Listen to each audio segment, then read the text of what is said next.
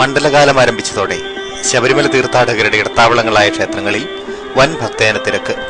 വൈക്കം മഹാദേവ ക്ഷേത്രം, ഏറ്റുമാനൂർ ക്ഷേത്രം, മള്ളിയൂർ മഹാഗണപതി ക്ഷേത്രം, കടുത്തുരുത്തി തളിയിൽ ക്ഷേത്രം എന്നീ ക്ഷേത്രങ്ങളാണ് ശബരിമല തീർത്ഥാടകരുടെ പ്രധാന ഇടത്താവളങ്ങൾ.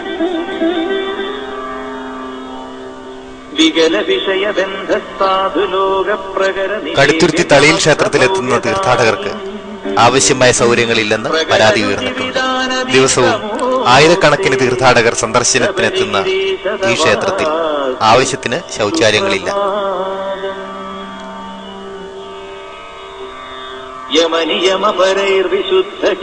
മുൻവർഷങ്ങളിൽ ക്ഷേത്രത്തിന് മുൻവശത്ത് അയ്യപ്പന്മാർക്കായി ലഘുഭക്ഷണങ്ങളും മറ്റും ലഭിക്കുന്ന കടകൾ ദേവസ്വം ലേലം ചെയ്തു നൽകാറുണ്ടായിരുന്നു. എന്നാൽ ഇത്തവണ പാർക്കിങ്ങിന് സ്ഥലമില്ലെന്ന കാരണത്താൽ ലേലം നടത്തിയിട്ടില്ല.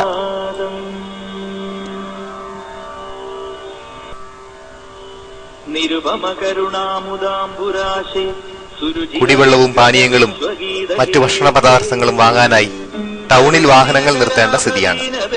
ഇത് ടൗണിലെ ഹോട്ടലുകാരെ സഹായിക്കാനാണ് എന്ന ആക്ഷേപം ഉയർന്നിട്ടുണ്ട്.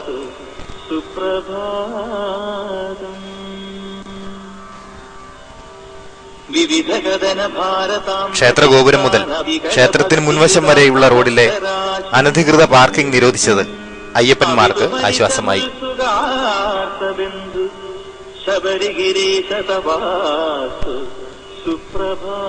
ക്ഷേത്രക്കുളവും മറ്റും ശോചനീയമായ അവസ്ഥയിലാണ്.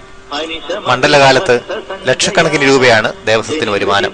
ഇതിൽ നിന്ന് അല്പം തുകയിലും മുടക്കി അയ്യപ്പ ഭക്തർക്ക് ആവശ്യമായ സൗകര്യങ്ങൾ ഒരുക്കണമെന്നാണ് ഭക്തരുടെ ആവശ്യം.